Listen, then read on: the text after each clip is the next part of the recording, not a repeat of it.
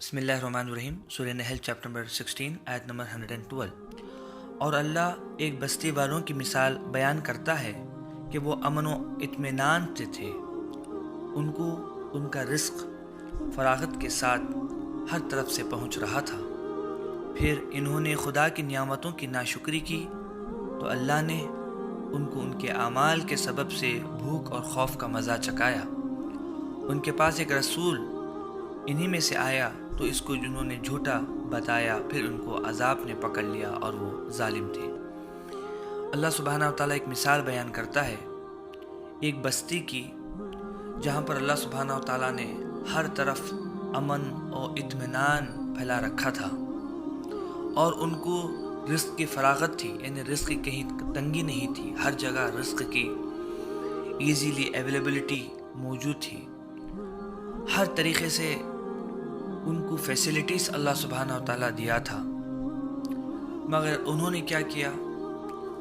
جو اللہ کی دی ہوئی نعمتوں کی ناشکری کرنا شروع کر دیے، تو اللہ سبحانہ و تعالیٰ ان کے اعمال کے وجہ سے ان کے اطمینان اور امن کو اٹھا دیا، اور ان کا جو رزق تھا جو کہ پھیلا کے رکھا تھا وہ تنگی میں بدلا دیا، پھر ان کو بھوک اور خوف کا مزہ چکھایا۔ اللہ آگے فرماتا ہے کہ ان کے پاس ایک رسول ان میں سے ہی آیا۔ کبھی بھی ایسا ہوتا ہے کہ اللہ سبحانہ و تعالیٰ ایک قوم کو جب ہر طریقے سے فیسلٹیز دے دیتا ہے، اطمینان دے دیتا ہے، رزق دے دیتا ہے، مگر جب وہ اللہ کو چھوڑ کر دوسروں کی عبادت کرتے ہیں، تب اللہ سبحانہ و تعالیٰ انہی میں سے کوئی ایک بندے کو اٹھاتا ہے اور اس کو پیغمبر بناتا ہے، اور اس پیغمبر کے ذریعے سے اللہ کا صحیح میسیج ان کو پہنچاتا ہے۔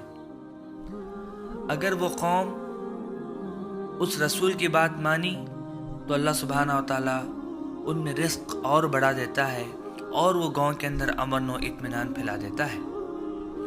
اگر انہوں نے اس پیغمبر کا انکار کر دیا یا اس کو تکلیف دی تو پھر اللہ سبحانہ و تعالیٰ وہ اطمینان کو، امن کو چھین لیتا ہے، اور اس کے بعد رزق تنگ کر دیتا ہے، یعنی بھوک اور خوف میں مبتلا کر دیتا ہے۔